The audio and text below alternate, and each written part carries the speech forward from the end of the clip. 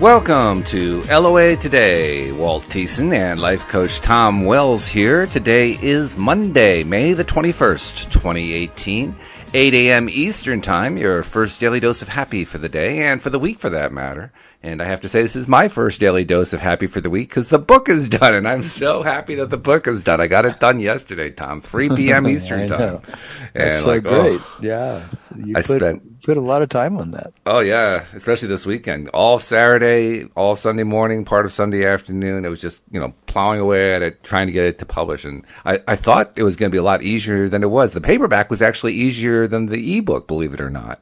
The paperback, I was able to do that in about 5 minutes. The ebook would have been quick, except I have to say Kindle needs to work on their product called Kindle Create. It really has some really buggy features in it. It kept screwing up the layout. So I had to keep messing with it and messing with it and messing with it, and finally figured out what the heck was going on. But got through that. Got through it. So great that you know how to do all that and you have the patience for it. Actually, all of my experience helped on that because I have a lot of experience as a web developer. I have a lot of experience with software in general, and understanding how to apply it and how to distribute it on mass networks and so forth. How to roll it out to companies. Yeah. So that experience helped me tremendously, and the combination is how I figured out. They had this really strange thing. It was the one thing that held me up more than anything else. When I was loading the pages in, now we have pictures of each of the contributors in the book, and we also have a few other pictures for beginning of section headings and so forth. And when I loaded it into their Kindle Create system, all the pictures shrunk down to these little teeny tiny thumbnails. And I'm thinking, oh my gosh, what the heck is that all about? And I couldn't figure out a way to make it work. I would make, changes on my original document and they would all stay the same. It's like, what the heck's going on? I finally figured it out. Kindle's programmers made a really bad call.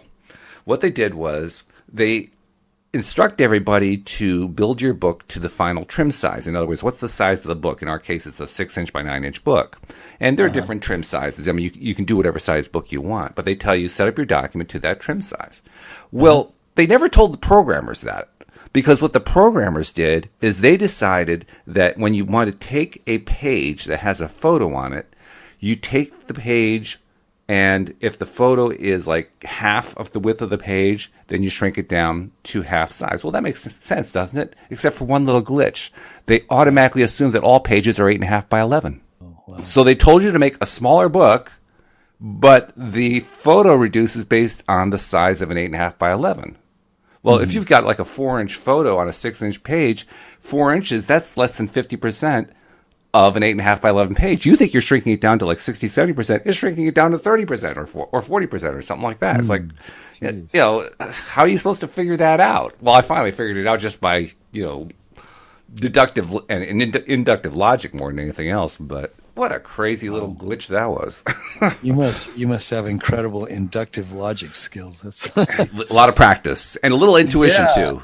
Yeah, right. I can't say 100% for sure. Natural proclivity for it, right? Well, I can't say 100% for sure because I still haven't totally figured this connection out, but I think I was getting some inner being messages on that saying, no, do this.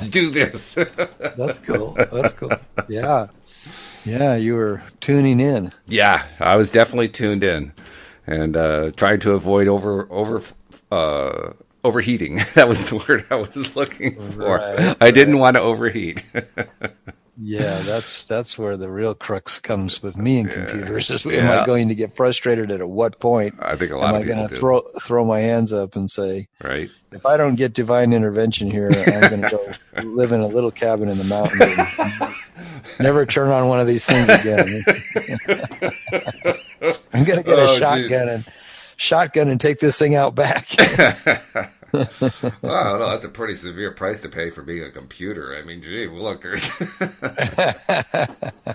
But yeah, no, I understand what you mean. Yeah, but that's how frustrated some of us old timers feel. Oh yeah, well, I don't think it's just old timers. I think that younger people they expect that they're not allowed to be, frustrated by computers, so they can't admit it to their friends. But I bet you they do get frustrated because some of the stuff that gets done by computer programmers, particularly at the operating system level, are just they're head scratchers. Yeah, but I guess must be so many people solving problems constantly. I know when I've done a lot of work like creating my website, I spent a lot of time solving problems, and sometimes it would Hmm. take 3 weeks to get over Oh yeah. something that you probably would have handled probably within 5 minutes. Well, Take not necessarily. me and my friend 3 weeks to try to talking back and forth to the company and finally like figuring it out. And it's like, oh gosh.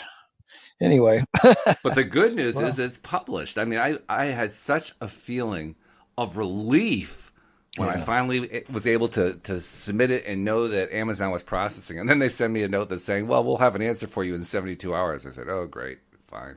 And then an Mm. hour later, oh, your book is published. It's like, ooh, okay, well, that's not so bad. That's a quick 72 hours. Yeah. Wow. That's a good sign. So Wow. I that was can't my believe it. weekend. That was my entire weekend. That plus, Mm. once that was done, Louise and I went out and had a little bit of a nice time. But beyond that, that was pretty much my weekend. How was your weekend?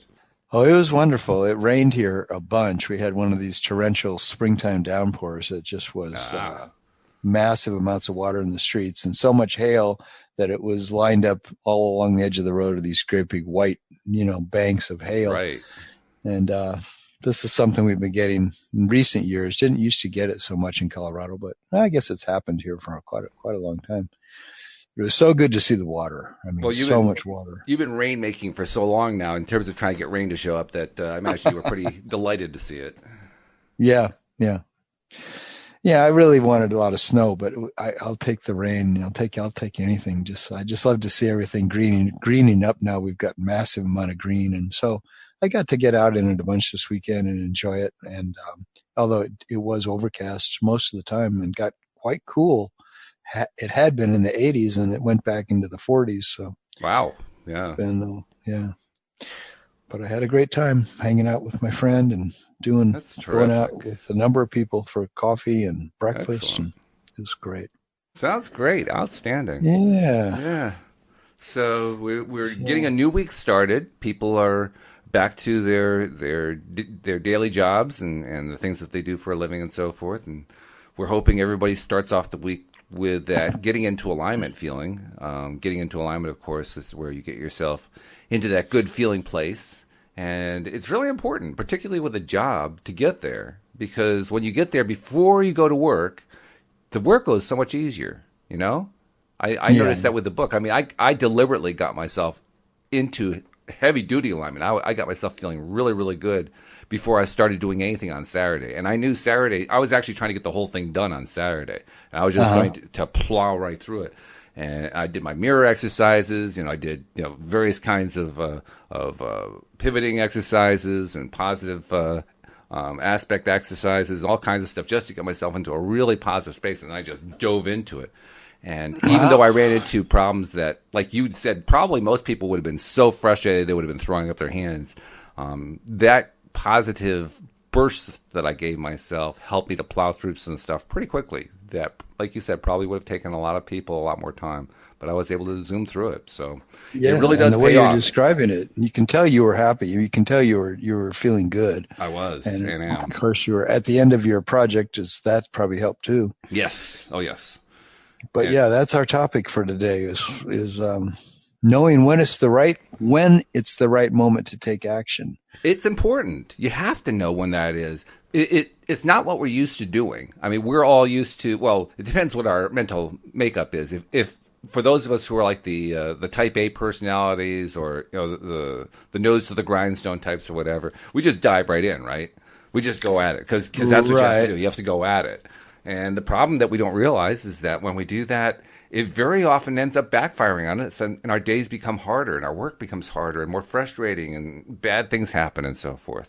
Oh, it's So, so key. It's so key to so many things that we do, all of yeah, us, like here we are Monday morning talking to people about going to work. And yeah, is your work coming from a place of inspiration? Is it coming from a place that it really feels generally fun to be doing what you're doing, or is it pretty much a grind? And sometimes it's somewhere in between there, where some of it right. feels good and some's not so good. But the things that we're looking at with law of attraction is how can you leverage the law of attraction to work in your favor so that when you take action, it's really a very pleasurable thing to do, but that action comes after you've had this great pleasure of anticipating, of longing, of having this great desire that I want to do something.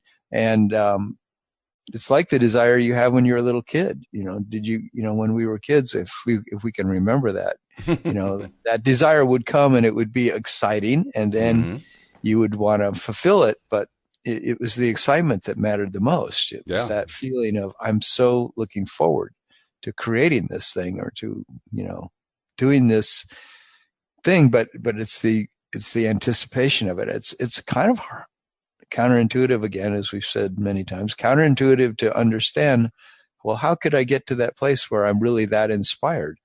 I just see that I have this thing I want to do, but I just want to get going on it. I just want to get it done now.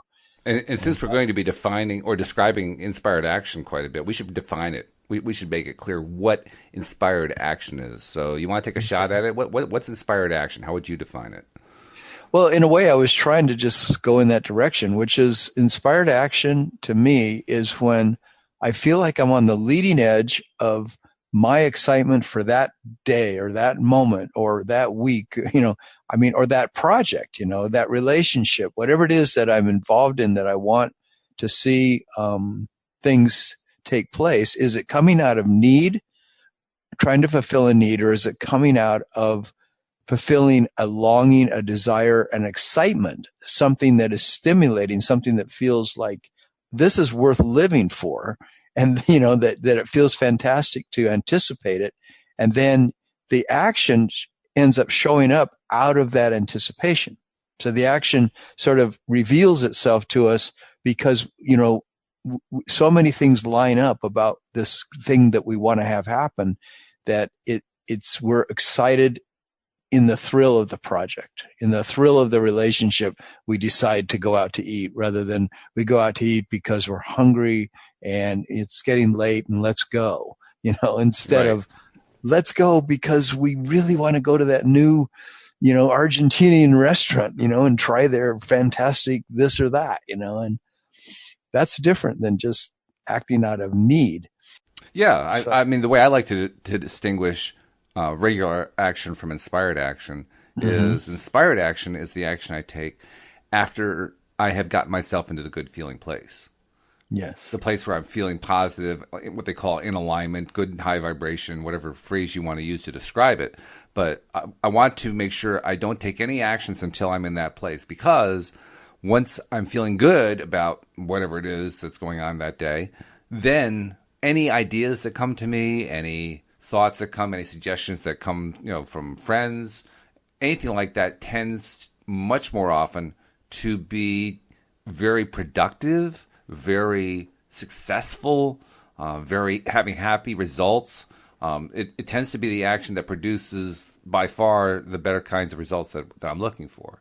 And the inspired part is the part where I got the idea not from sitting down and thinking hard about it, but from feeling good and having ideas come to me. That's a difference I'm beginning to really appreciate.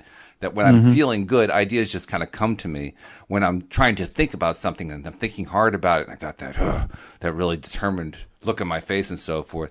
That's where any ideas coming they're not inspired. They're just I'm going to force them out of my brain if I have to. Yeah. You're sort of goosing the whole thing with goosing it. Yeah, that's a good way to expectation of rather than it being truly an inspired thing. That's and those goosed ideas are bad. I mean, it's amazing how bad they are and how often they work out to my disadvantage. It's a very, very, very high percentage. Yeah. They're really not inspired. They're coming from your logic, right? From, I should do this, or this is probably the way I'll accomplish this, is if I just do this and this and this. And you make a list of things to do, but you get started on it. And maybe there is that anticipation in the beginning and you're hopeful, but you jumped into action too soon. Yeah. And I know Abraham says this is not ever about what action to take. It's about when to take the action. as what, why this podcast is called what it's called. Oh When's yeah. the right moment to take action? It's not about what action to take. Which is wild because you don't really expect the timing of it to be vitally important, and yet it is. Right, The right. timing, and it's not just timing in terms of what time is it. It's timing in terms of where am I at, Hmm. where am I at in my feeling of about my existence and about how I'm feeling about my life and how I feel about what's going on right now and Yeah. so forth. That's the timing part of it. Yeah. And one way to explain that is that when we want something, we automatically, it goes into our vortex. It goes into this reservoir of infinite possibility that is created somehow in this alternate reality. Like according to the way it's described by Abraham, for example, when you want something, it's immediately created in this quantum place. And then the whole thing is, can you get to the place of what they call step 3? Is let it in. The You've already allowing, asked for it. right? You've asked for it by knowing what you don't want. And then you automatically know what you do want, or you conjured up what you did want. You said to yourself, I know what I want. I want the house up there on that street that's got the 4 bedrooms and the 3 bathrooms. And that's the one I want because I love that view up there. And, you see all the things you want, but then how do you get to the place where it's the right time to take action on it? It's funny too to And watch Esther Hicks as she's receiving messages from Abraham and voicing it on stage at one of the uh-huh, workshops. uh-huh. Because when she talks about the vortex, she always uses that same motion, right? She's like pointing Yeah, down, kind of to the right, and moving her hand in a circle, and you can just stirring. you can almost imagine, yeah, you can imagine like there's a barrel of water there, and she's stirring this barrel of water. That's what it seems like to me. Yeah, yeah. And one way to explain it is that barrel of water, that vortex of where these things are created already by infinite, love, infinite wisdom, infinite power. Then the thing is that the reason waiting for right action is so important is because there's so much in that vortex. And if we've got something that we want to see come about in our lives, there are many, many things in that vortex that can bring us great feelings of satisfaction and fulfillment and completion and, just loving the way the action unfolds, that we'll get to that place when we have waited or anticipated in the way that we're really aligned. Like you were saying, you got an alignment on Saturday before you really dove into the book project. You Right? you Yeah. did all these different things to get yourself into this really great feeling place, and that then lets what's in the vortex, everything that's vibrating with those good feelings begins to add itself to your project or to the thing you want to see happen, rather than you're jumping in too soon and you're not really feeling that good about it. You just think, I need to do action. I need to do action. I need to do action, instead of I need to get aligned. I need to get aligned. I need to get aligned. I want to be aligned. I want to feel really a lot of desire, a lot of anticipation of this thing, and then take action that comes from inspiration that just flows toward us because we're feeling like this is I did the right preparation, or I waited long enough. I anticipated this thing in the right way that now it can come to me. So how do you So, know how do you know how much is enough? What's long enough? When you're for trying me, if you're trying to explain for, it to somebody. yeah, for me, it's, can I truly answer authentically to myself that I feel inspired about this? Mm. Can I truly feel that I feel a feeling first that's saying now's the right time? Like that, like, did I give it time to incubate? I guess that's what it comes down to. Like the same thing that if you planted a seed of corn in the ground, and then 4 days later you're out there digging in the ground to try to find where's the sprout, where's it, is it, it's not coming up, and you really needed to wait 2 weeks, not 4 days. So it's the patience to let something incubate until it's ready to sprout, You until sound it's like some ready of to our come. gardening customers, actually. Yeah. Why isn't this garden all full and lush right now? Well, you got to give it a chance to grow. but we can understand that with seeds, but it's truly the way that all of life works. I believe it's huge for me to learn this lesson, because I've done so many projects that turn into just a nightmare and a struggle that at first looked like they were going to be fun, but by the time I made this elaborate timeline and started to just do things out of logic that said now's the time I should begin step one, it's like the inspiration eventually is gone. And I'm not feeling enthralled with the project and excited and really looking forward to this delicious action. Instead, the action becomes a burden and the project loses inspiration for me. And I had that happen so many times that it was frustrating as hell. I said, why isn't it just fun to create something that I want to create? And why do I turn it into such a project, Yeah. Why do you think that happens? I mean, well, because I jump into action too soon. Because okay. that's why I put when I was describing today's podcast, I said there's this thing in our culture that says, I mean, if you act, that's the most noble thing you can do. What are you doing sitting on your butt when you could be taking action? You say you want something, go get it done. And there's that thought out there. And I found that I used to just really believe in that. And, kind of just think that that's really all that it comes down to. I've just got to go do it and it'll happen. And in a way, that's the opposite of how inspired things get done. Inspired things, if we want to be a creative person who brings out our deepest, most wonderful longings and that childlike anticipation of something awesome happening, we've got to give it time to incubate.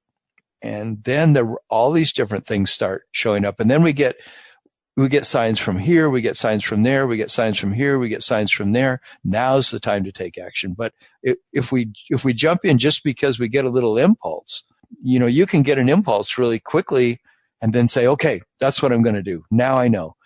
But that's not necessarily got the staying power that you think it has. And you start taking action on it. But something that incubates a long time until you get a sign from here, you get a sign from there, you get a sign from here, that this thing is really real. I'm going to take action on this thing. Well, I tell you, I have to take a little inspired action right now because while we were talking about the fact that the book is published, I forgot to mention that we've been promising all along that our listeners are going to have the opportunity to get a free copy of the ebook once it's published.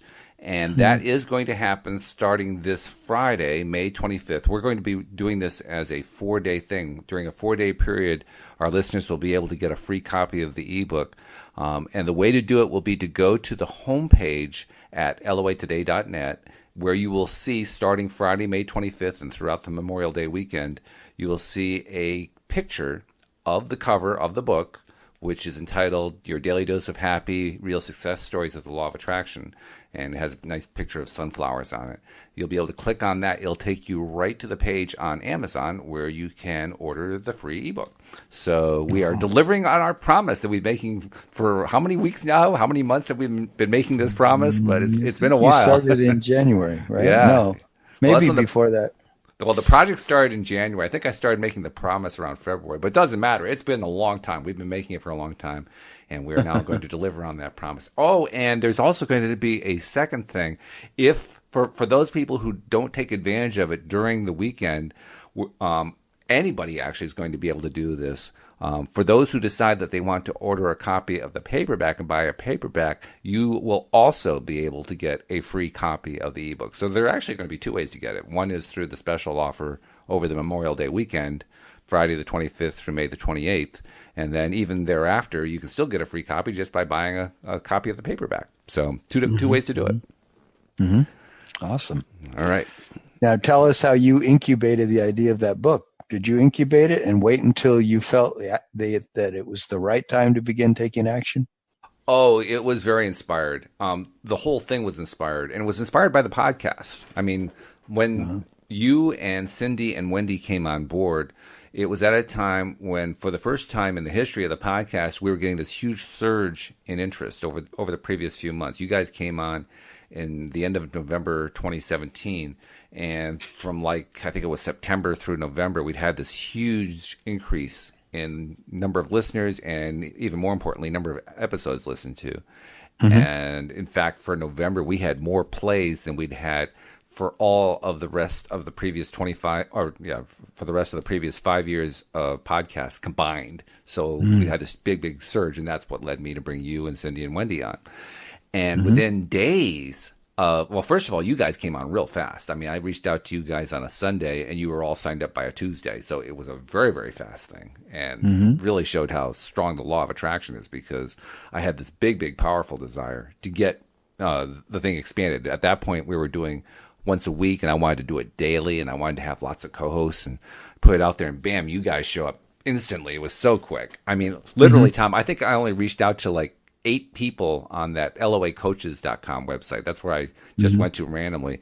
The top 8 people, you 3 were among those top 8. I just contacted you guys just as a test to see what would happen. I mean, I wasn't really anticipating getting all my coaches on it. And boom, you guys all get back. Yeah, let's do this. So that was the first part. Quite an opportunity. Well, yeah, it was. Yeah. But nevertheless, it happened really quickly. And then within days of that, both Cindy and Wendy told me about these book projects they'd been involved with.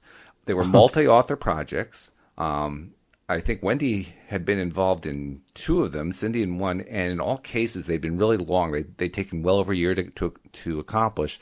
But what was cool about the idea is all of the authors who contribute to these books would get together and do a big promotion at the launch all together. So you get this nice big push to get up in the rankings and show up on Amazon or any other lists that are out there that pay attention to this kind of thing. I thought that was a really clever idea. I wonder what we could do with that.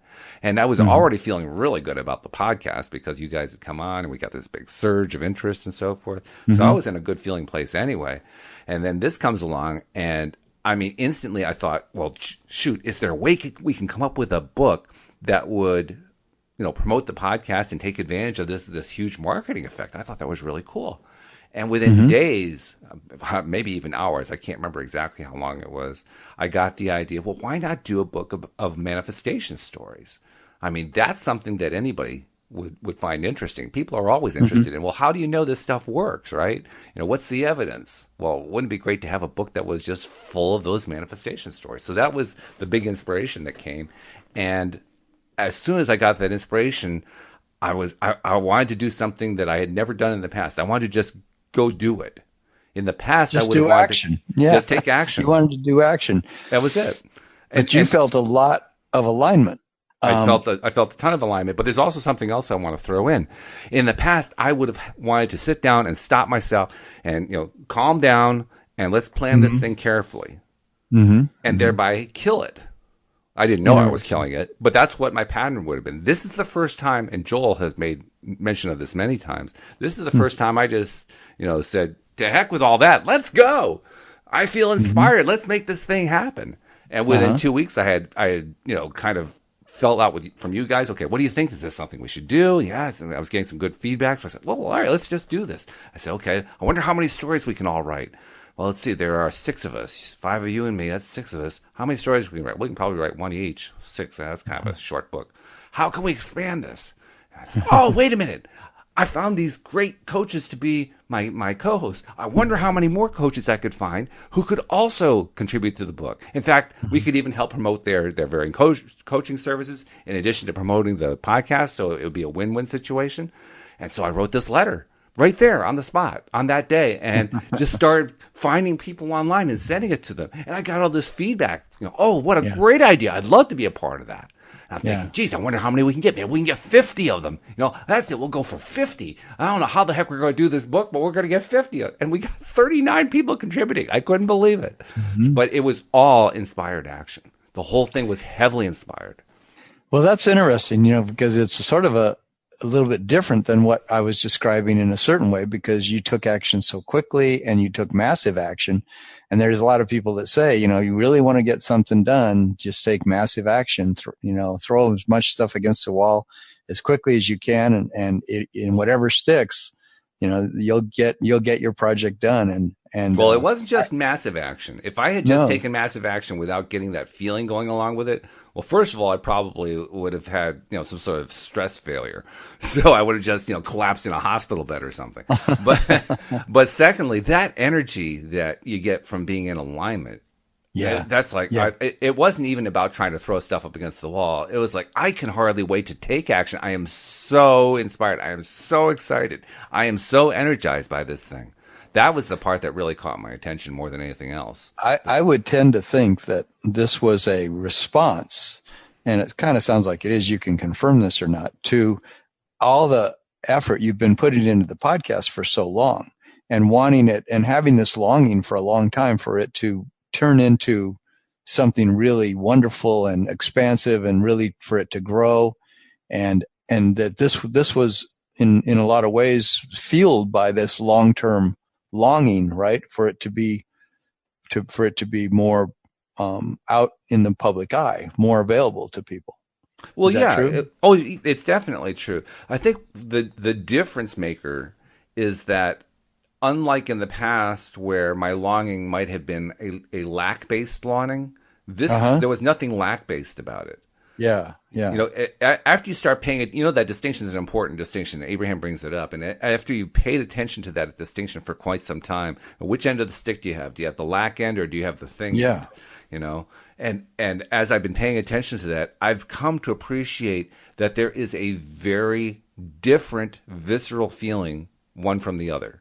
That the lack side of it is, there's a big, strong longing attached to it. There's a need to it. There's like a hunger and a craving, but Yeah. it's a very uncomfortable kind. Yes. And it's a very what Needy. how do you describe it? It's needy. Yeah, it's like, oh God, I gotta hang out with my fingernails kind of a feeling. Whereas the kind of feeling I was experiencing at the time that this book was being germinated was, whoa, the possibilities are so great. I mean, this is an exciting concept.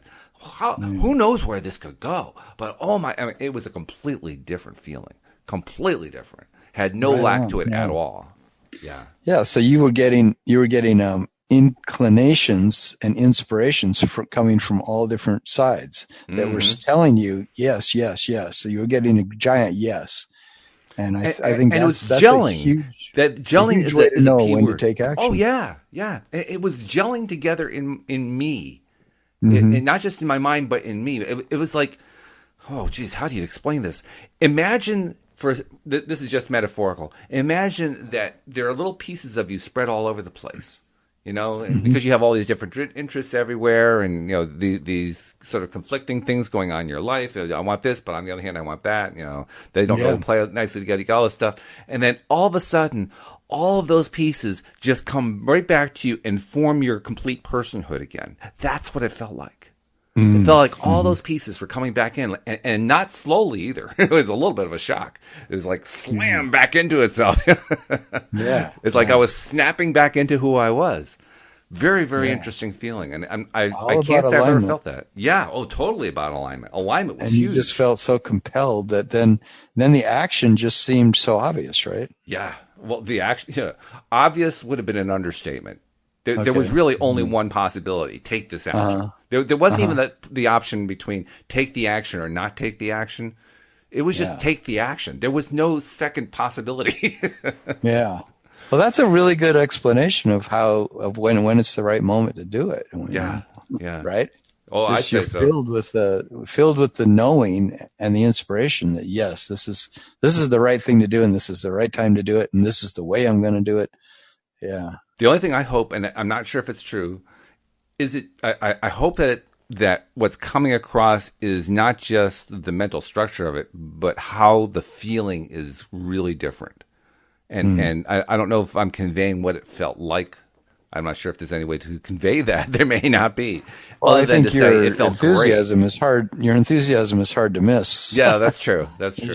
Clearly, when you describe it and the way you've always described it, it's been with this sense of great inspiration and excitement that this is an awesome thing to offer people, and it's a wonderful way to let people know the podcast exists. And so you're filled with that sense of right timing, you know, I'm in the right place at the right time, doing the right thing.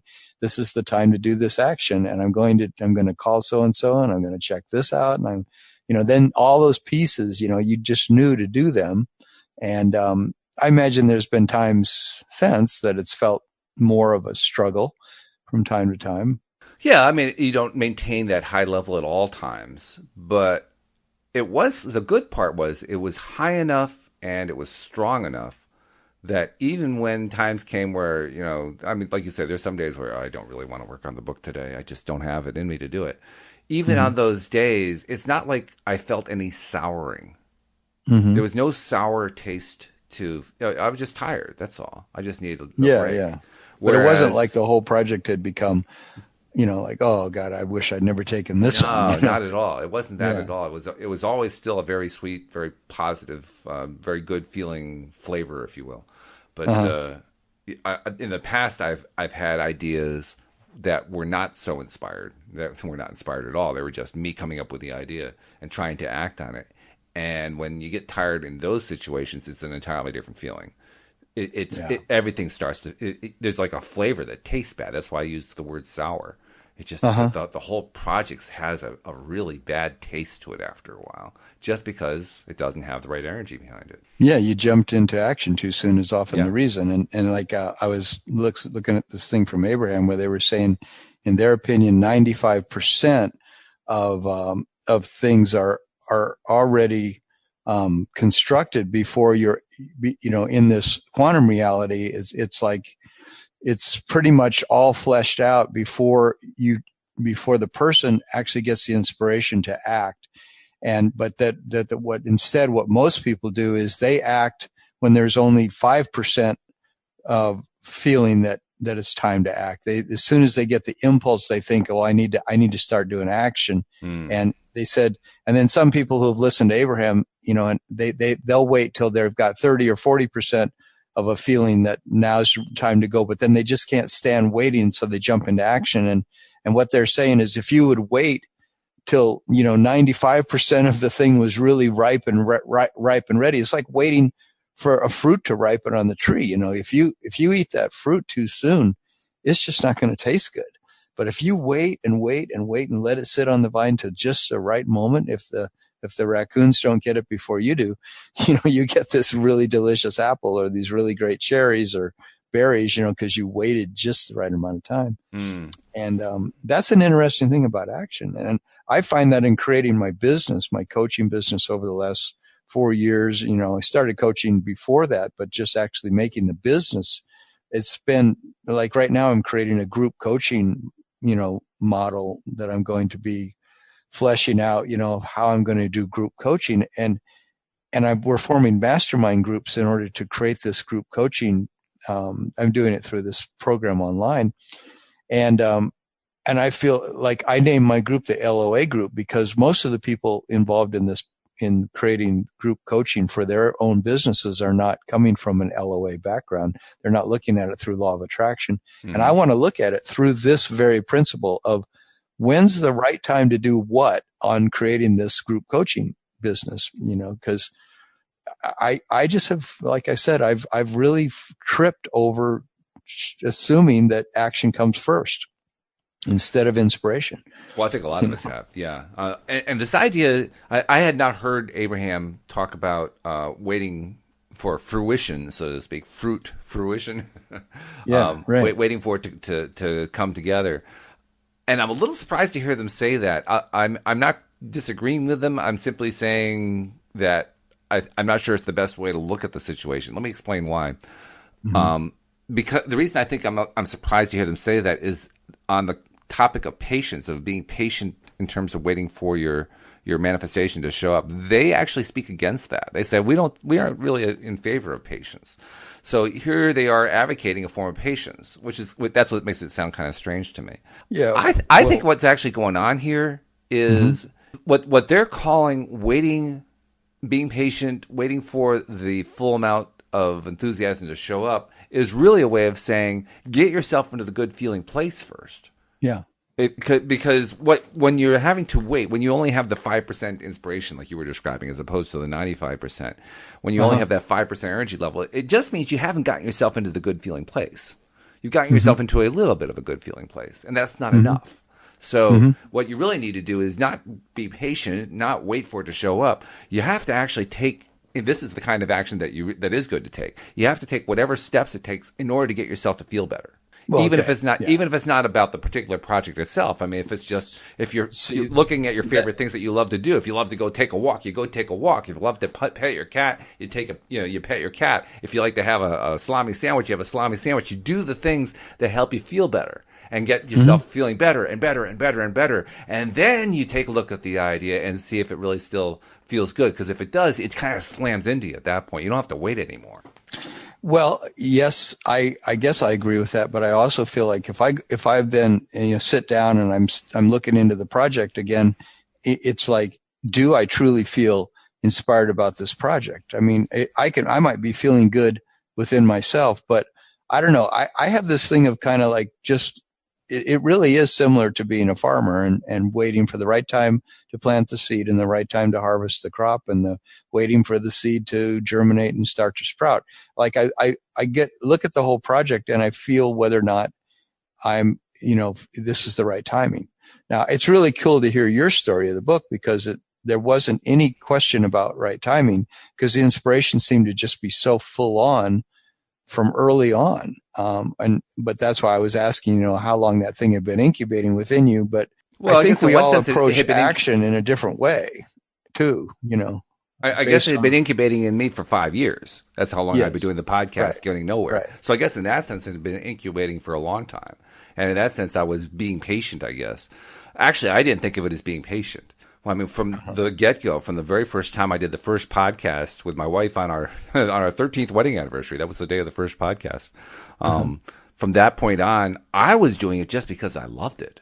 Just because it was therapeutic, it felt good. I got a high out of it every time I did it, particularly if I was interviewing or talking with somebody who was fun to talk with. And I was getting stuff out of it, and we're kind of, boosting each other's energy levels by getting excited and so forth. That, for me, was what made the podcast worthwhile.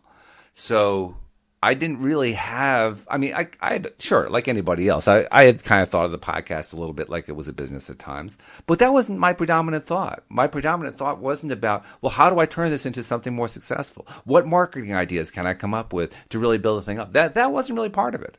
For me, it was just, I like doing this. I like doing this. I like doing it a lot. And I just want to keep doing it. I don't care if I never get a listener. I mean, I did. I hoped I'd get lots of listeners. But that wasn't my primary thing. My primary thing was I like doing this. And that's why I think I say it's getting into the high-flying place first. It took me a while. I mean, I was enjoying it, but I wasn't really in that high-flying place for the first few years. I was in a good place. I was in a place where, it overall felt pretty good. But I wasn't in that really high, joyful place. That took a few years before I got there. So, I mean, how do you want to look at that? We could look at that as being patient. I planted the seed back when I first started, and I was waiting for it to grow. That's one way to look at it, and that's a legitimate way to look at it. The way I was looking at it was, I hadn't even thought about it as planting a seed. I was just looking to feel good. The more, because I knew the better I felt, good things were going to happen. I didn't know what they were going to be. So, what do you look at as putting a seed in the ground and letting it germinate and letting it sprout? Or just getting into a good feeling place? You can look at it, whichever metaphor works for you. The bottom line is you just don't take the action until you feel that huge surge that goes on. Otherwise, when I say take the action, I mean take the action to do some kind of a marketing project or something like that to really boost the business. Because that's not the primary function. The primary function is getting happy first, in my view. That's great. Yeah. I mean, if I look at, the weeks ahead of me, I've got, over the next 10 weeks, say I'm going to create this whole coaching program, this group coaching program. And it's going to involve a lot of stuff, a lot of creating all the modules, coming up with the inspiration for each of the modules and the overall, branding of what the message is going to be. And then all the technical aspects of forming every bit of that. And then the marketing, all the marketing aspects. And from my old way of thinking, that could turn into a quote unquote project pretty quickly. And that project could feel like a burden. It could feel like this is a lot I'm taking on. And, instead, like the way you're describing it, feel the real inspiration of, well, why do I want to do it? What is it that I'm enthralled with? Why is this a cool thing for me? Why am I turning in this direction and getting involved in this whole online creation with all these other people who are trying to create their own courses and forming a mastermind group? And to me, the whole thing is the mastermind group, for example, is to find that place that you're talking about, that place of inspiration, and then to talk with these other members in the group to sort of help each of us say, are you inspired by the thing that you're creating? Or are you doing it just because, well, if I do these 10 steps, then I'll have the money I want. Or if I do these 10 steps, my business will be up and running. Whereas are you inspired by your business? Do you love the idea that you have? Do you love the modules you're going to create? Do you think it's going to be awesome to be delivering this to people? To me, that's what I have to work on. You know, and for me to take the burden out of something it's a huge thing for me to feel the kind of inspiration you're describing is so precious to me. It's such a rare commodity. When I created 6 local dances here in Boulder that were really awesome. These freestyle conscious dancing, and then I kept asking myself, as I created that over a period of 3 months, I just kept asking myself, am I inspired by this? Am I inspired by that? You know, and I wouldn't create it like a playlist or go out and find venues or create the marketing until I felt just, I want to do this. This is great. I love this. I saw somebody online, I think it was on that Quora.com website where, people post a question and anybody can answer it. Mm-hmm. And the question somebody asked was, how do you start a podcast? Mm-hmm. And my answer, first of all, there was somebody else who had answered, who had given a long answer about all the steps you have to do, and you have to get your equipment involved, and how are you going to record it, and how are you going to save it, where are you going to publish it, how are you going to market it, all that kind of stuff. And he had given this really long, detailed thing about how to do it. My post was about 3 sentences long, and the first sentence is, just do it. Don't try to figure it all out.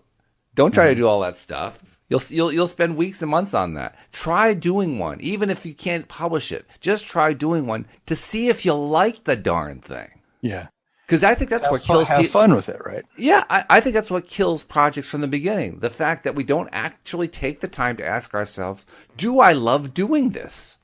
Yes. And if we're not really sure, trying it and seeing, do I love doing it? So, I mean, even if I knew nothing about how to do a podcast, and I've learned a lot, but if I was at the beginning and I'd never done it before, from what I now know, even if I didn't have any software to do it with, even if it was just me and a friend and we were just going to pretend we were going to hold pencils as if they were microphones and pretend doing a podcast, I would do that first just to see if I like it.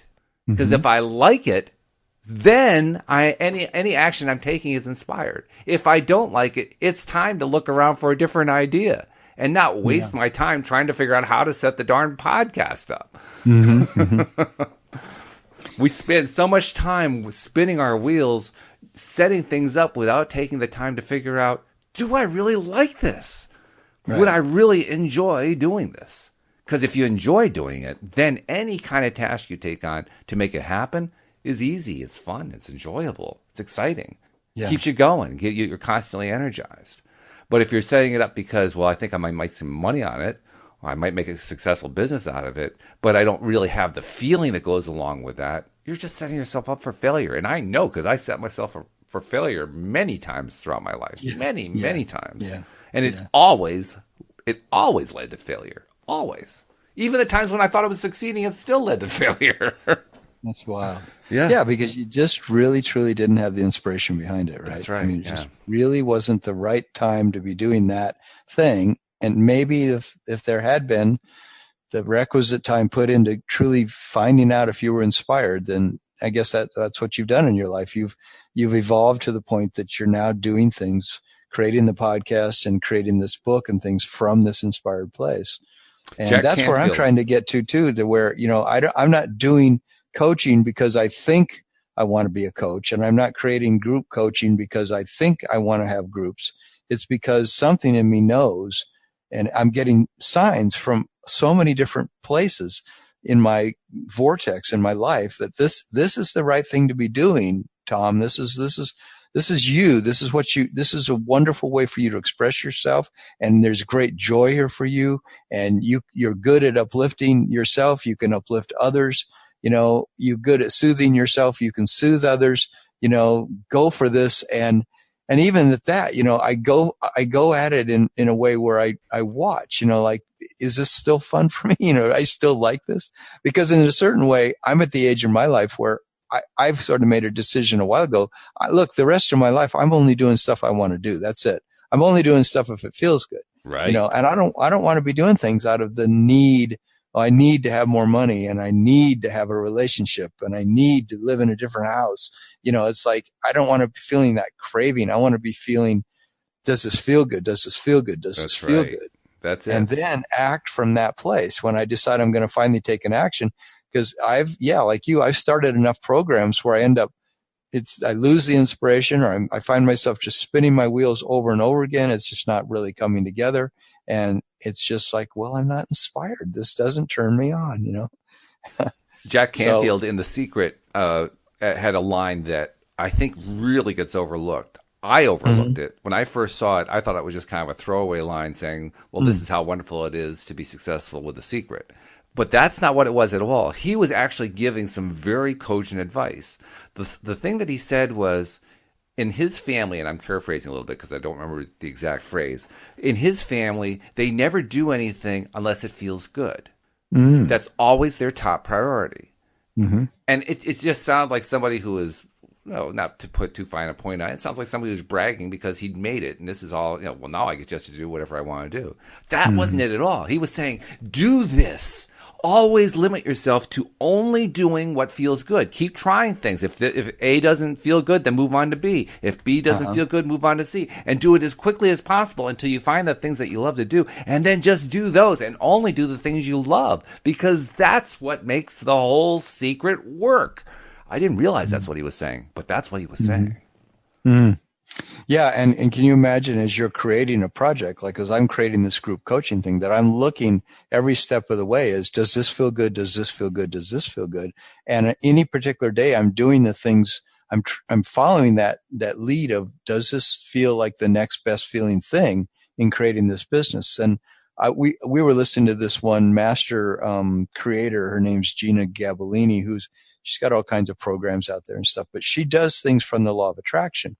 And so in the way that she explains creating your business, she talks about doing it always with that question in mind. Does this feel good? Does this feel good? Does this feel good? What do I really feel like doing today? And she said she literally got the inspiration one day to make this little, like a diary kind of thing for her clients.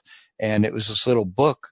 But, she was in the midst of working on much bigger projects, creating massive, seminars that people were going to be able to plug into, and they were going to cost $2,000, and they were a big deal. But here she gets this inspiration to make this tiny little book. Well, Mm.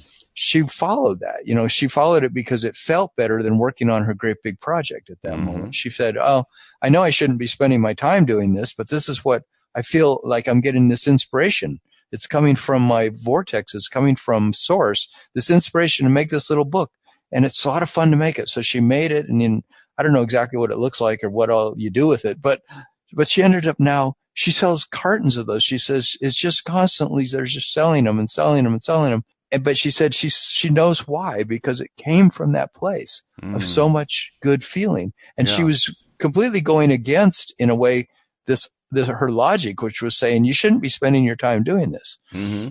And she was giving that as an example that when you're creating a big business or a project, that's really the thing that you always want to be following is this the next best feeling thing that's showing up in my field of vision and my consciousness? Is this, when I get up in the morning, what do I feel inspired to do today about my business? Not what's the next thing on my to-do list. I've talked in the past about the Sudbury model of education and how my wife and I helped to open an alternative school Yeah. based on that Yeah. model. One of the things that I think is probably the biggest thing, the best thing about that model of school is something that doesn't just apply to students, it applies to everybody. And that is, when a Sudbury student tries things out, they try them out quickly. They'll try thing A and they'll give it a couple days, maybe they'll give it a couple hours, maybe they'll give it a couple minutes and say, nope, I don't like that. And they'll go on to thing B. And then they'll go on to activity C. And then they'll try event D and activity E. And they'll just keep going along until they find something that, oh, wow, this is great. I want to start doing this right now. And then they'll start doing that right now. And they'll do that until it either turns into something or they find out it wasn't really a true inspiration at all and they kind of lost interest. The point is, you want to try things quickly. You want to move through things quickly until you find what really, really catches you, because you know it. You know it inside. It's not something that you have to look hard for. It comes to you really clearly that, wow, I like this. I get a charge out of this. I get a good feeling out of this. I get a feeling that feels really good, and I want to have it again. Anytime that you're getting that, now you know what to stop and work on some more. But don't stop and work on something until you get that feeling. That's critically important. I am appreciating that now more than ever through this book project. That's great.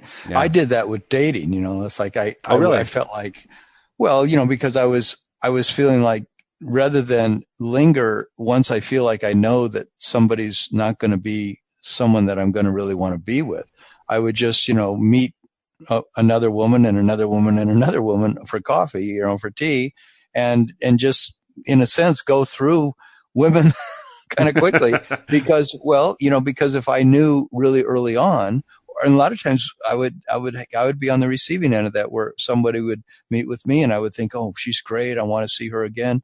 And then she'd contact me and say, okay, that was wonderful, thank you, I won't be seeing you anymore. And be like, oh, okay, well, she's doing to me what I'm doing to these other women, which is I'm sort of sifting and sorting. And Abraham said, this is just natural. This is what dating is. It's sifting and sorting. And the same way when you're looking to create some project, it just, if you've taken months and months to arrive at some idea, but that getting it to that place didn't really feel good, and it really wasn't an idea that really had all this juice to it, then it's better to move on to where is your juice, you got to find where your juice is, and it won't always follow your logic. It won't always follow that trajectory that so many people are teaching in the world of project creation, which is what we're teaching is how to use your time effectively, how to make, your list of things to do, how to put it all on a calendar, how to follow exactly what you've laid out, how to force yourself into, how to motivate yourself to do it even when you don't feel like doing it. Right? There's so much of that out there that's being taught. Is. Yeah. That's, in fact, it's really misguided. What I saw. Pardon? It's really misguided. It's incredibly misguided. I think you should be a master teacher of the opposite. It sounds like you really have that figured out. I finally do, yeah. Because I used to do the other way, the kind you just described, and I know for a fact that it doesn't work. And the thing that's really interesting to me about it is it proposes to take whatever it is that you're doing and turn it into a methodical, step-by-step thing. And the funny thing is, when you get an inspiration, you don't have to worry about how am I going to turn this into a methodical step-by-step thing. It just does. It does it for you. You all you just do is keep going. It takes care of the whole thing for you. You don't have to worry about that. So really, that's the last thing you need to think about, which means never. You don't ever think about it. You don't worry about that. Now, should you not do anything methodically? No, of course. You do things methodically, but you don't have to plan it. You don't have to go out of your way to figure out, well, okay, I'm going to have to take step A followed by step B. Let's see, what would step C be? You don't have to figure all that stuff out.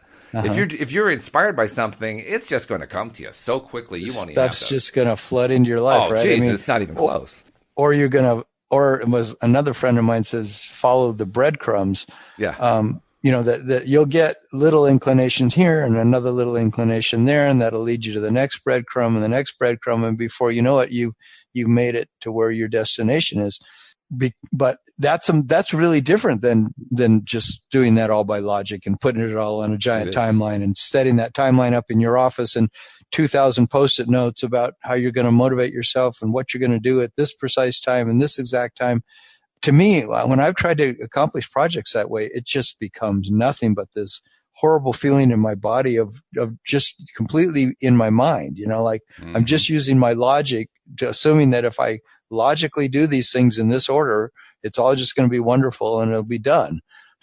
Yep. Well, you and I are going to get the opportunity to experience it again because this Friday is the launch. So, Tom, when I talk with you next, we're going to be in the middle of the launch of the book. That's something to look forward to. Actually, we're talking tomorrow morning, aren't we? Oh, that's right. You're sitting in for Cindy tomorrow. That's right. Yeah, I think so. Cindy's not doing it this week. So, yeah, that's right. We're talking tomorrow. So we'll have one more time before we do the launch on Friday. So, Tom, I'm looking forward to it. Let's do it then. Me too. We hope that you join us as well next time here on LOA Today. Goodbye, everybody.